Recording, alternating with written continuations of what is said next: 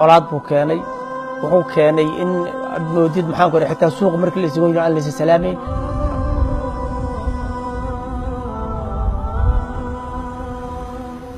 wadaadadii iyagii baa cudurku ka jira cudurkiina dadkay ku beereen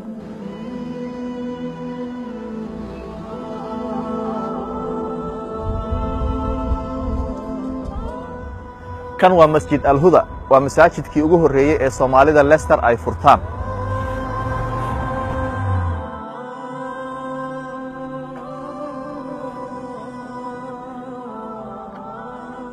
kanna waa masjid al-furqaan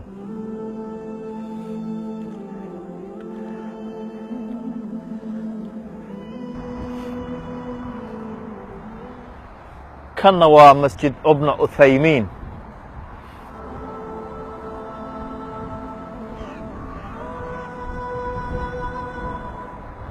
halkana waxaa ku yaala masjid Quba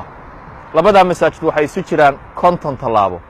waxa maamula waa Soomaali waa dad isku manhaj ah waxa uu ku kala tageen dana gaar ah masaajidada marka ma leedahay saa isugu dhadhow waa loo baahan yahay maya weeye sababtoo ah waxaan hubaa qaarkood inay hal dabaq ama hal building ku yaaliin laba masjid qaarkood waxa u dhaxeeya talaabooyin aad u yar oo wax aan 100 mitir ka badnayn qaarkood ma ka foga kulligood isku area ku yaaliin looma baahnayn baahi badanna looma bal waxaan soo oran karaa kan ugu yar ma buuxin karaan Soomaalidu mararka qaarkood haddii jamcada laga reebo maxaa keenay baa imaan karta waxaa keenay sababo qaarkoodna aan meediyaha laga sheegi karin oo ayaan habboonayn laakiin ay iska fahmi karto ummaddu qaarna aan ku dhiiran karo kow ay ka tahay in dadku badanaa ay doonayaan meel ay ka dhigtaan community business in wax ka soo galaan sababaha ugu waaweyn kow oo dadku ay wax u raadinayaan meel wax ka soo galaan labo in ay jirto waxyaabo marka la dhiso masjid lagu diro cunfi uu ka yimaado oo ay yani kooxaysi waxyaabo aynkaas lagu kala tago way jirtaa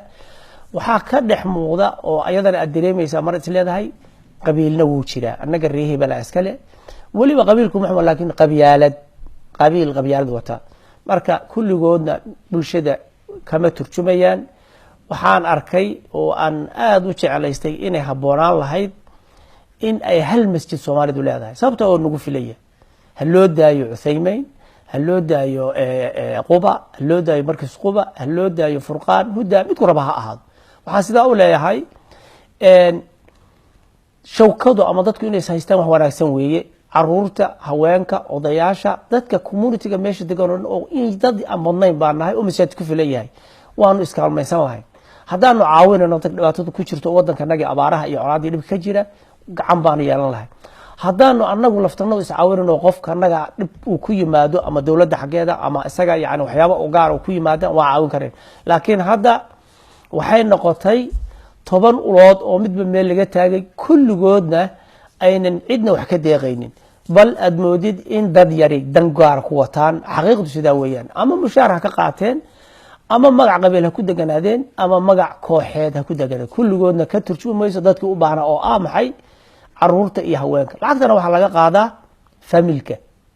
nin aan lacag bixina waa suurtagal inuu ku adeeganayo saddexda ciladood ugu waaweyn marka waa qabyaalad dad shaqo ka dhiganaya oo u arkaba inay waxaan meel business ah tahay iyo kooxaysi saddexda way naam anu sida aan isleeyahay waayo intaba waan dareemay in odaanahay hadda cid aan farta ku fiiqaya ma jirto laakiin hay isweydiin nin walba oo masaajid fadhiya yaa la soo bilaabay waxa jira kuwa inta laga soo shaqeeyo rag soo dhiseen oo ku soo dhibtoodeen lagaga tagay oo nin cusub intuu yimid loo wareegay muxuu ku yimid aqoon diineed buu ku yimid ma wuxuu ku yimid qori buu ku qabsaday ma wuxuu ku yimid maxaa ku yiraahdaa in la doortay ummadu tiraadeen adaa ugu wanaagsan ma inuu u dabacsan yahay haweentii caruurku u duceeyeen oo quraan ka soo takharujay bal waxaan dhihi karnaa masaajidda qaarkood waxaa keenay in la furo baahi ah ninkii quraanka yaqaan wadaadka ahaa markuu waay meel ilmaha wuxuu asagu waa khasab inuu dan ugu jirto markuu quraanka dhigayo mushaar uu helayaa laakiin meeshii weynaad ummadda ka dhaxaysay markii lagu diriray oo lagu kala tagay inuu isna meel miciin bidayar oo caruurtii qaadin oo yani ku habboonayn in bulsho lagu hayo meeshii dadku ay gateen tusaalaad masaajidda ka warramay laba dadku leeyihiin lacag ka bixiyeen waa markis Quba iyo al-Furqaan inta kale dad baa iska leh hindi iyo gaalo waxay rabtaa halaata waa meel aan lahayn oo kiri ah laakiin labada masjid dadkaa lacag ka bixiyey lacagtana reer Leicester ma lahayn haddii leeyihiin yar bay ku leeyihiin caalamul islaam oo dhan baa laga soo aruuriyay bal islaamka wax ka bixiyey laakiin khaasatan magaca Soomaaliyeed dadkii lacagta bixinayana dad muxsiniin waxa ay in ummadda Soomaaliyeed intooda jilicsan ay wax ku bartaan waxaan hubaa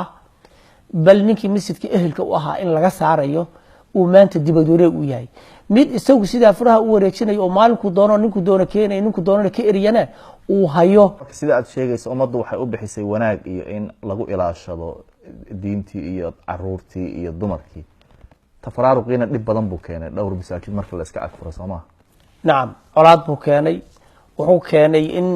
moodid maxaan ku xitaa suuq markii la isugu yiraan la salaameyn arrin diintu cayday laakiin waxa dhibaatadu ka jirtaa wadaadadii iyagii baa cudurku ka jira cudurkiina dadkay ku beereen mid qabyaalad ku raaca mid koox ku raaca mid hunguri ku raaca laakiin waxay keentay markii ugu dambeysay ayagii inay isasii reebreebeen oo masaajidda ay ku hareen in yar oo aan dadka waxba ugu oolin waxaan hubaa oo aan arrinteeda joogarteeda galay nin khadiib ah oo macallin ah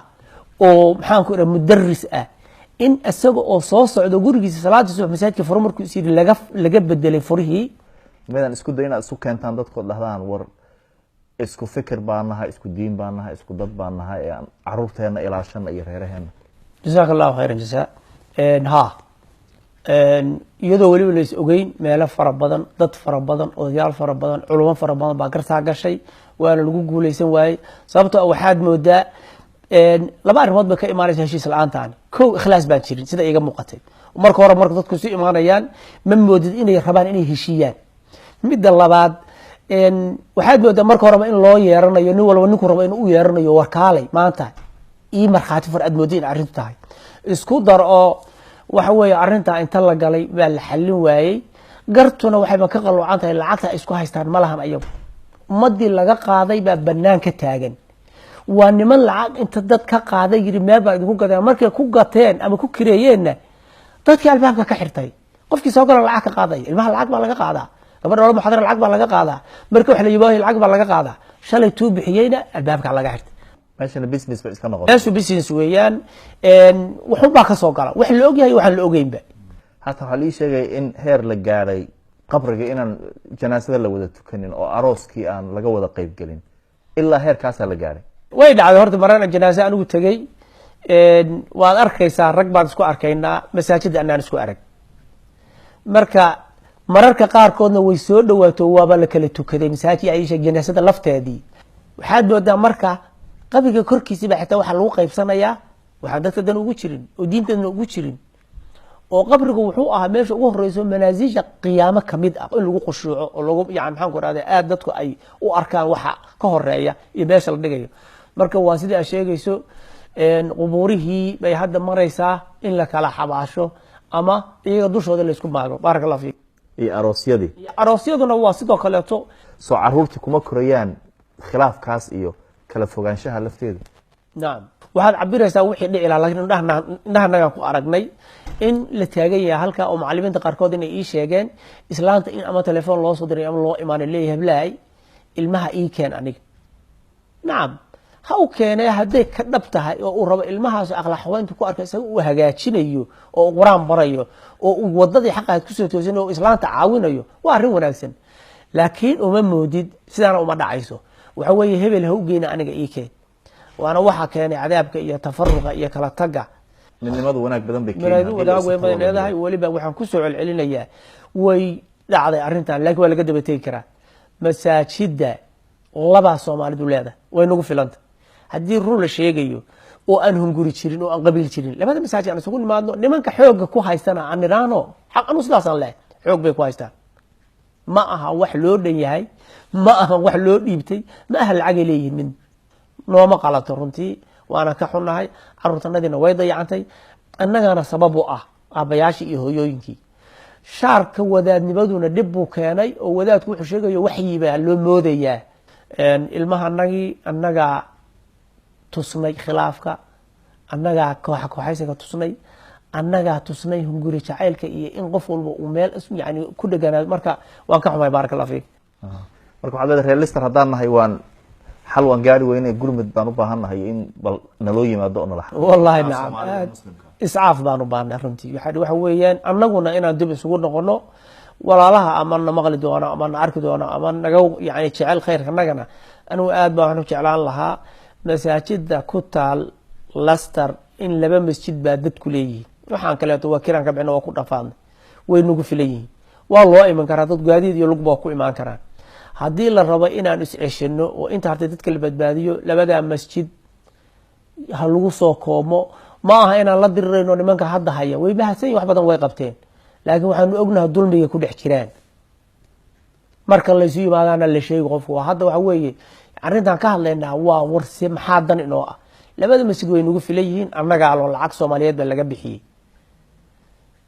yahay walaalaha hayana dadka soo dhex dhigeen kuwan meelaha kirada ku rafaaday oo joogana ama yani mana wareega ana hayimaadeen way nagu filay arrintaas aan filaya inay fiicnaan lahayd in gogol loo fidiyo hadaan anagu garan weyne nacam arrin nagu habarantaas